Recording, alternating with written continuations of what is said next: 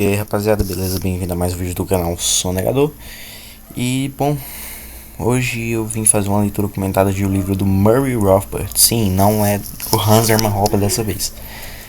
E bom, hoje o livro é Esquerda e Direita, um caminho para a liberdade. Acho que é esse o nome. E eu fiz uma estratégia para ler os livros completos, porque eu já tinha começado no do Hoppe, que era um manual para entender direito e libertarianismo, só que eu só li a introdução.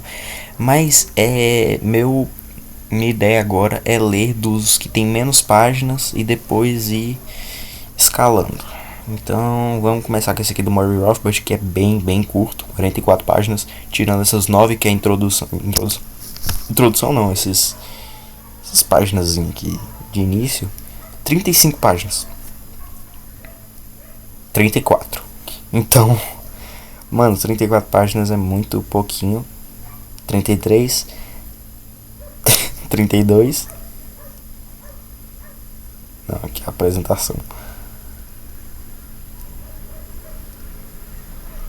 Tá, 30 páginas, vamos arredondar logo. Enfim, vamos começar a leitura da apresentação. Os libertários, habituados à estimulante liderança intelectual de Murray Rothbard, talvez não se lembrem de que ele foi também um dos primeiros a desenvolver o pensamento libertário. Na verdade, ele foi o primeiro a desenvolver o pensamento anarcocapitalista. Libertário em si é complicado de dizer isso, porque já teve outros antes do Murray Rothbard que eram sim, poderiam ser considerados libertários. Inclusive o Frederick Bastiat poderia ser considerado. O Lysander Spooner, por mais que era um anarco-individualista, também poderia ser considerado. Que mais? Antes do Murray Rothbard, cara, teve uns aí, viu? Mas anarcocapitalismo mesmo, o progênito foi o Murray Rothbard. Como fundador e editor-chefe da revista Left and Right, contribuiu para desvincular esse movimento de sua associação popular e acadêmica com a opinião de direita. Desvincular o movimento do libertarianismo com sua associação popular com a opinião de direita. Para sua vergonha, os intelectuais norte-americanos, sobretudo após o New Deal, procuraram obliterar a identificação histórica entre liberalismo e oposição à usurpação das liberdades e dos direitos do indivíduo pelo governo. Mas ainda esqueceram que o anti-estatismo e o antimilitarismo sempre fizeram parte do libertarianismo histórico. Muitos valores liberais tradicionais caíram assim em mãos dos conservadores, que interpretaram a liberdade de acordo com sua própria visão, sua própria posição privilegiada dentro do moderno Estado previdenciário militarista. Tudo isto foi denunciado por Rothbard e seus companheiros nos incisivos artigos que publicaram em Left and Right, encabeçados pelo texto inicial escrito pelo próprio Rothbard no primeiro número da revista, na primavera de 1965. Meio que os conservadores tomaram essa posição libertária, mas o libertarianismo de verdade era anti-estatal e anti-militar, coisa que os conservadores não são. Então o Rothbard ele denunciou isso tudo pelo que eu estou entendendo aqui, né? É, pois, um prazer colocar ao alcance de novos leitores o clássico ensaio de Rothbard, Esquerda e Direita e Perspectiva para a Liberdade. O autor monta a cena situando com precisão o conservadorismo no plano de fundo do Ancien Regime. Esta era a velha ordem do feudalismo, da sociedade do status, da Maine e da sociedade militar de Spencer, sobre a influência do iluminismo do século XVIII. É 18, né? E das revoluções ocorridas na Inglaterra, na América do Norte e na França, bem como a Revolução Industrial. Eu acho que aqui... já... Vamos pro... Vamos logo. Eu quero ler Rothbard. Vamos lá. Otimismo e pessimismo. Primeiro capítulo. Por muito tempo, os conservadores se caracterizaram, quer o soubesse ou não, pelo pessimismo quanto às suas perspectivas a longo prazo, pela convicção de que a tendência política a longo prazo e, portanto, o próprio tempo está contra eles. Então, os conservadores, eles, na visão de Rothbard, eram pessimistas porque achavam que a tendência do temporal estava contra eles. A tendência inevitável apontaria, portanto, para o estatismo de esquerda nos Estados Unidos e para o comunismo no exterior. É essa desesperança quanto ao futuro distante que explica o otimismo sem dúvida bizarro do conservador em relação ao futuro próximo, pois, uma vez que abdica do futuro remoto como sem esperanças, o conservador sente que sua única possibilidade de êxito está no momento presente. No plano das relações externas, esse ponto de vista o impele a confrontos temerários com o comunismo, convencido que está de quanto mais tempo esperar, piores se tornarão. Então eles querem meio que combater o comunismo o mais rápido possível, já que quanto mais tempo esperar, pior vai se tornar. Inelutavelmente, as coisas no plano interno levam a uma total concentração nas eleições mais próximas, em que está sempre à espera de uma vitória que jamais alcança. Quintessência do homem prático e tomado pela desesperança em face do porvir. Porvir que virá. Desesperança em face do que virá.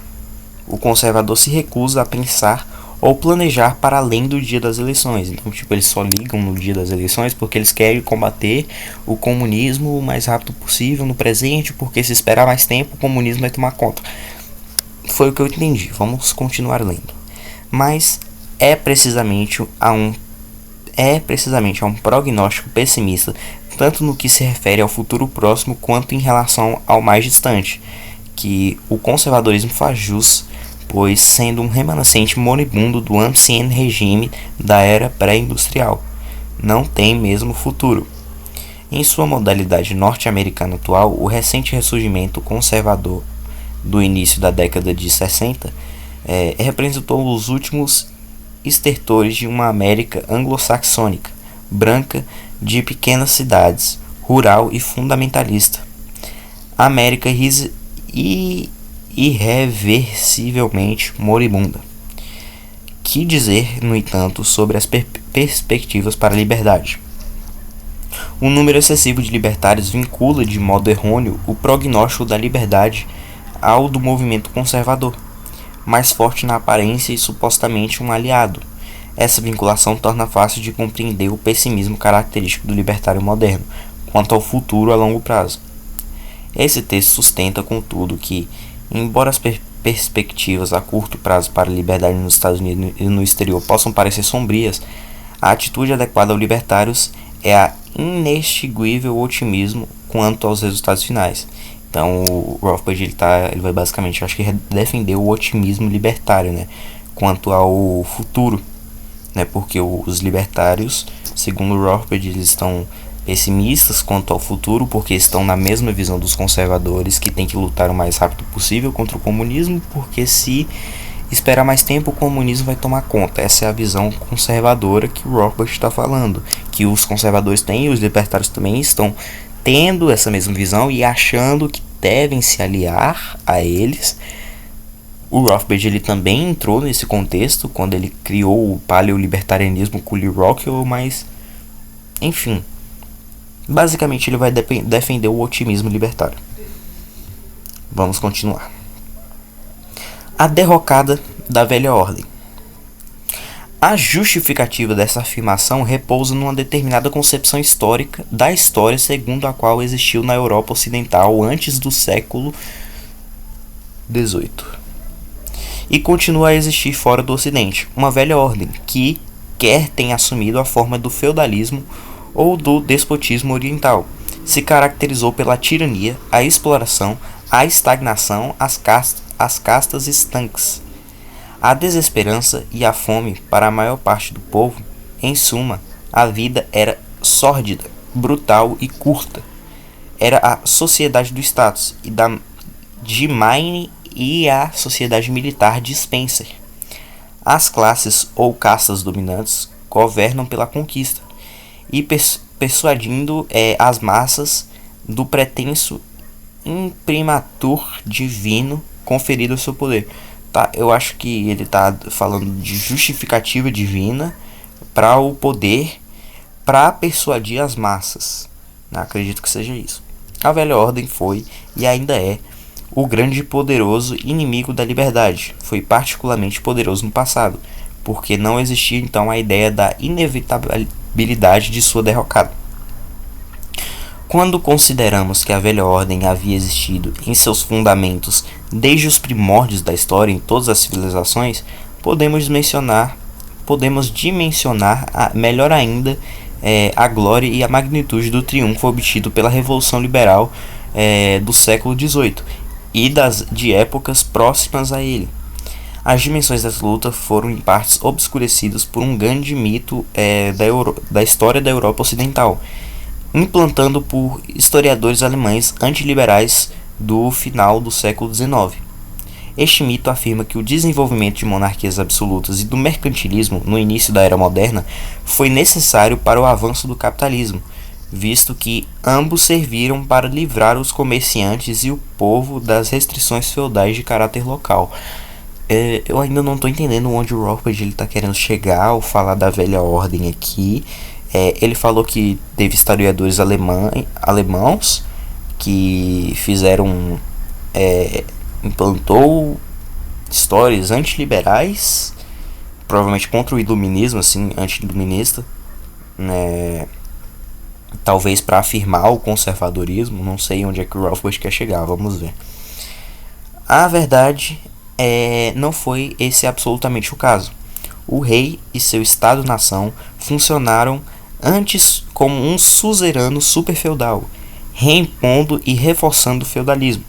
No momento em que ele vinha sendo dissolvido pelo desenvolvimento pacífico da economia de mercado, o rei superpôs suas próprias restrições e privilégios de monopólio aos do regime feudal.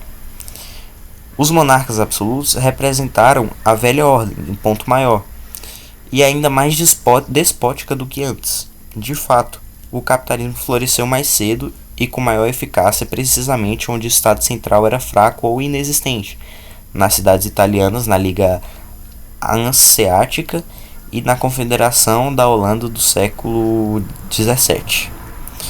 Por fim, a velha ordem foi derrubada ou teve seu domínio severamente abalado de duas maneiras.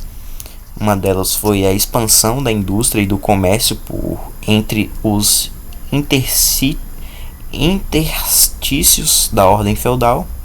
A indústria na Inglaterra, por exemplo, desenvolveu-se nas regiões rurais fora do alcance das restrições feudais, do Estado e da guilda. Uma série de revoluções cataclísmicas, porém, constituiu o elemento mais importante para a desarticulação da velha ordem e das classes dominantes tradicionais. As revoluções inglesas no século XVII, a Revolução Norte-Americana e a Revolução Francesa, todas elas necessárias para abrir caminho à Revolução Industrial e a vitórias, pelo menos parciais, da liberdade individual, do laissez-faire, da separação entre a Igreja e o Estado e da paz internacional. Então a velha ordem era a Igreja e o Estado, tinham monarquias absolutistas e tal, e os conservadores, eles estão querendo justificar o conservadorismo fazendo histórias antiliberais para voltar à velha ordem, porque tem que combater o comunismo o mais rápido possível. Tá. A sociedade do status deu lugar, pelo menos em parte, para a sociedade do contrato. A sociedade militar foi parcialmente substituída pela sociedade industrial. A grande maioria do povo obteve então uma mobilidade de trabalho e de residência, a uma elevação crescente de seus padrões de vida com que dificilmente teria ousado sonhar. De fato, o liberalismo trouxe para o Ocidente não apenas a liberdade, a perspectiva da paz e os padrões de vida ascendentes de uma sociedade industrial, mas talvez acima de tudo trouxe esperança, a esperança num progresso cada vez maior, que tirou a maior parte da humanidade de sua imemorial fossa de estagnação e desesperança que havia em decorrência da velha ordem. O Rothbard está elogiando o liberalismo e falando que nós devemos ser otimistas, Tá, tô pegando. É porque o Rothbard, ele usa muito esses argumentos históricos, né? Não é igual o Hoppe, que é tipo filosofia pura e economia. É tipo, o Rothbard não, o Hoppe ele é 8/80. Ou é filosofia pura ou é economia pura, né? Mas o Rothbard não, já é uma coisa mais diferente. Ele pega história, pega lá acontecimentos históricos. No Manifesto Libertário ele começa falando da Revolução Americana, e tal. Ele utiliza gráficos quando ele vai falar. Ele tem um livro sobre a Grande Depressão Americana. Então o Rothbard tem muito esses argumentos históricos. Também acho interessante, né? Porque são eu acho que a evidência mais forte para o libertarianismo são as evidências a priori, lógico. Porque são a priori, são irrefutáveis. A ética argumentativa é irrefutável, por exemplo.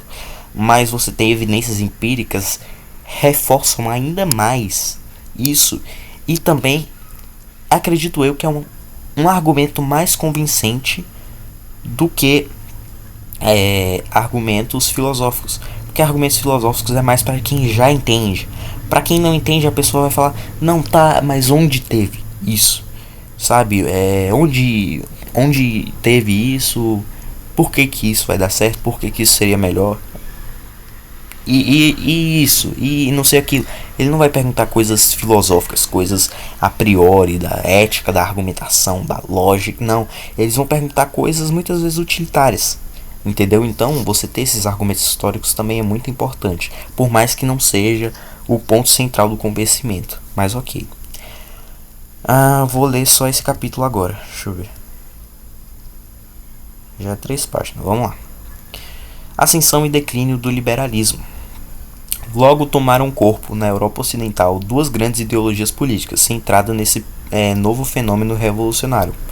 Uma delas foi o liberalismo, o Partido da Esperança, do radicalismo, da liberdade, da revolução industrial, do progresso, da humanidade. A outra foi o conservantismo, o Partido da Reação, o partido que almejava restaurar a hierarquia, o estatismo, a teocracia, a servidão e a exploração de classe próprios da velha ordem. Uma vez que a razão estava manifestamente do lado do liberalismo, os conservadores turvaram a atmosfera ideológica apelando para o romantismo, a tradição, a teocracia e o irracionalismo. As ideologias políticas se polarizaram com o liberalismo na extrema esquerda e o conservantismo na extrema direita do espectro ideológico. Veja como o espectro ideológico é uma coisa que é muito subjetiva historicamente. Você muda, assim, é brutal a mudança que tem no espectro político, do significado mesmo, né? Liberais hoje em dia são consideradas direita, considerada até extrema direita. Liberal hoje em dia, o esquerdista se chama de fascista. Antigamente era esquerda. Antigamente liberal era esquerda, olha aí. Até hoje em dia mesmo. Liberal nos Estados Unidos significam os esquerdistas. Aqui no Brasil, liberal é os que apoiam o livre mercado. Então, tipo assim, é muito subjetivo essas questões de espectro político, essas definições, assim.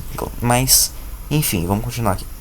O fato de o liberalismo genuíno ser em essência radical e revolucionário foi brilhantemente aprendido no período de declínio de seu impacto pelo grande Lord Acton, uma das poucas figuras históricas do pensamento que foi se tornando encantadoramente mais radical à medida que ficava mais idoso.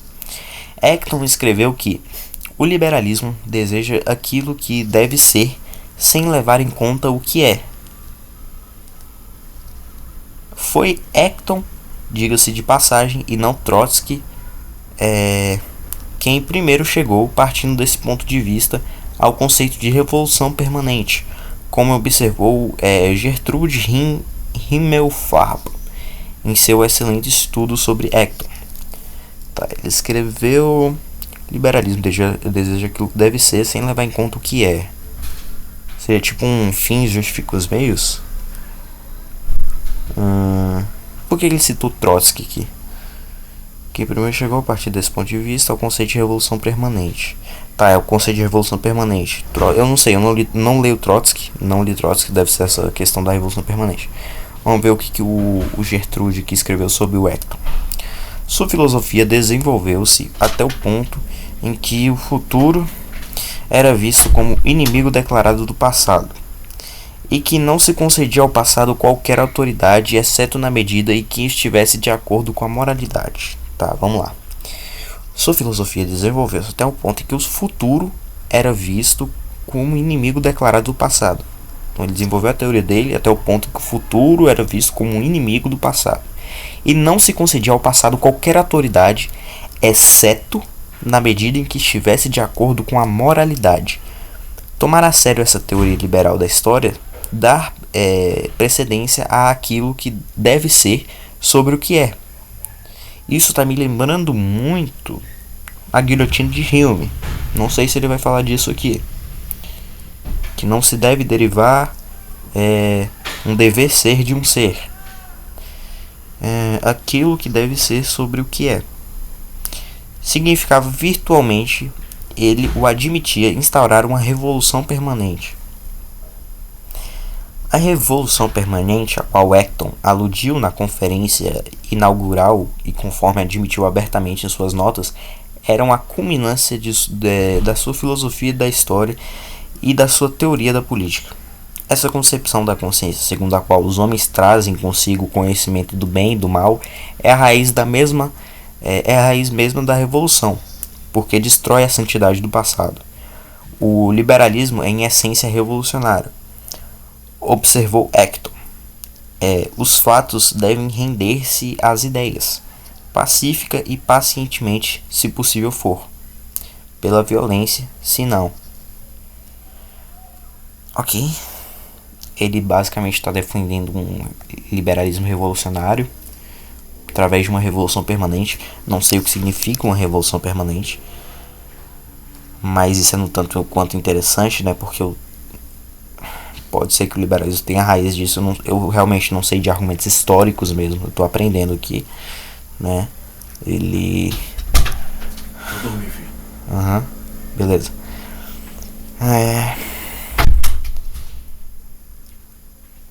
Ele pega o liberalismo e transforma em algo revolucionário. Os fatos devem render-se às ideias, pacífica e pacientemente, se possível for, pela violência, se não. Então, realmente, os fins justificam os meios. Eu estava certo. Ele defende que os fins justificam os meios. Isso é passiva e pacientemente.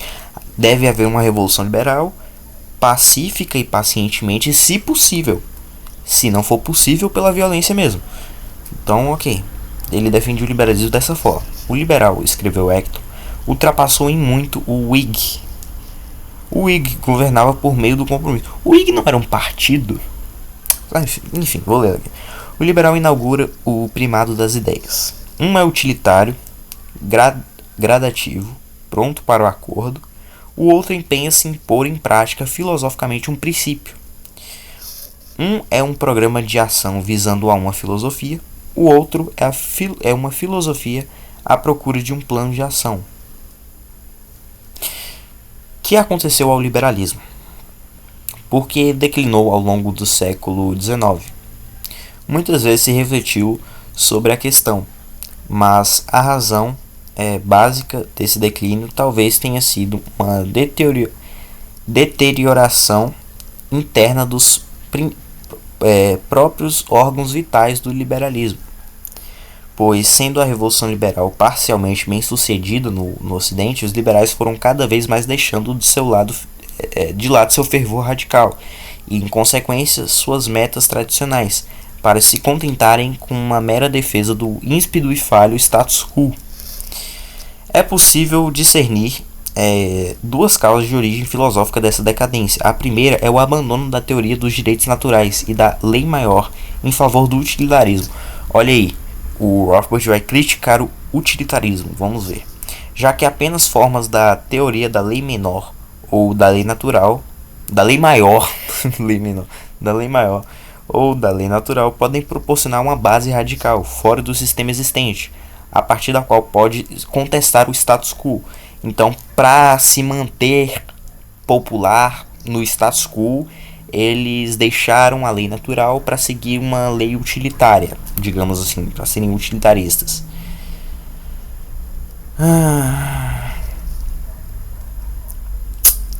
E somente tal teoria fornece o sentido de imediação necessário à luta libertária, na medida em que se concentra na importância vital de levar os governantes criminosos de hoje ao Tribunal de Justiça. Os utilitaristas, por outro lado, ao trocarem a justiça pelo oportunismo, abandonam ao mesmo tempo a instantaneidade em prol de uma plácida estagnação e terminam inevitavelmente como apologistas na prática da ordem vigente. Tá. Ao trocarem a justiça pelo oportunismo, abandonam ao mesmo tempo a instantaneidade em prol de uma plácida estagnação e terminam inevitavelmente como apologistas na prática da ordem vigente. Não entendi essa frase, mas ok. Vamos continuar. A segunda grande influência filosófica sobre o declínio do liberalismo foi o evolucionismo, ou o darwinismo social. Porra! Vamos ver, que desferiu o golpe final sobre essa doutrina como força radical na sociedade.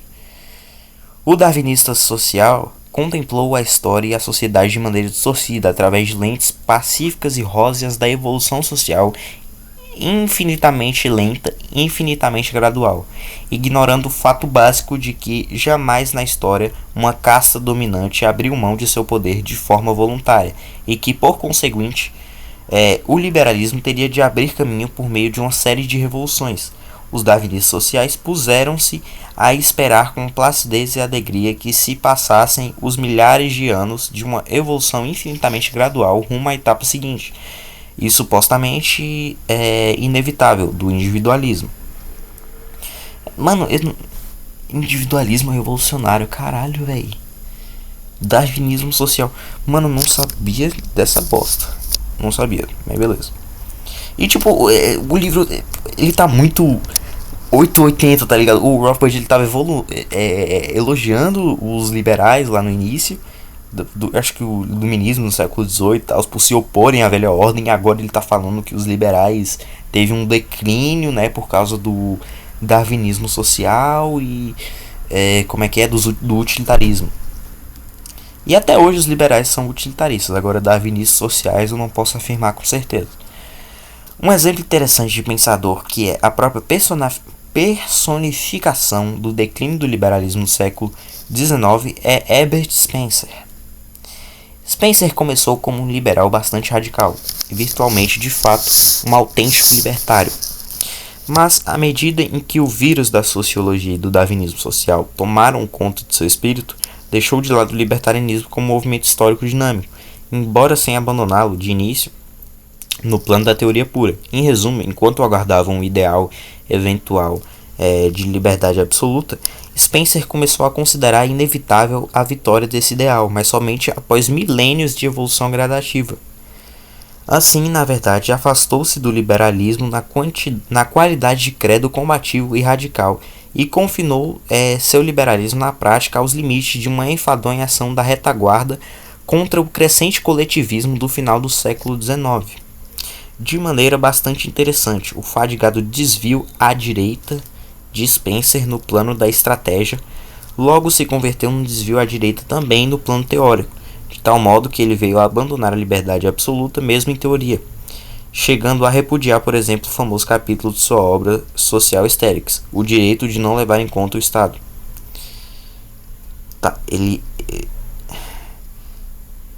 Tal modo que ele veio a abandonar a liberdade absoluta mesmo em teoria. Isso está acontecendo com o MBL. Eles estão abandonando a liberdade absoluta também. Na Inglaterra, os liberais clássicos principiaram sua guinada do radicalismo para o quase conservantismo no começo do século XIX. Essa mudança pôde ser avaliada pela posição que os liberais ingleses, em geral, assumiram em relação à luta de libertação nacional travada pela Irlanda.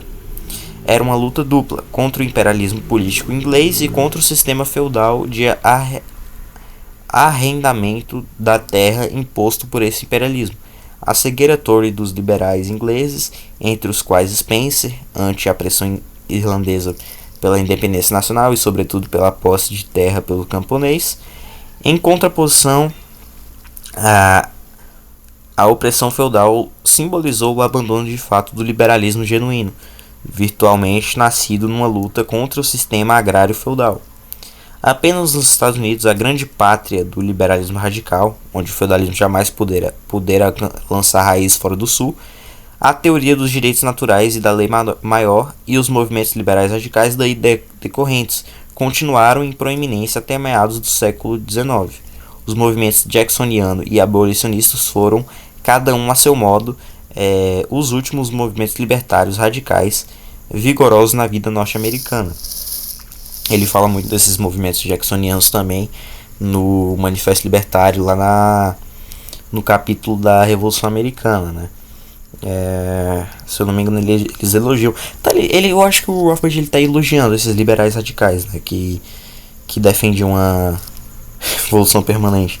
Enfim, não sei se eu entendi certo. Se você acha que eu estou errado, escreve aí nos comentários. Obrigado por terem assistido. Próximo vídeo trago mais leitura aí. Trago mais leitura comentada para vocês. Mais conhecimento aí. E valeu. Até a próxima.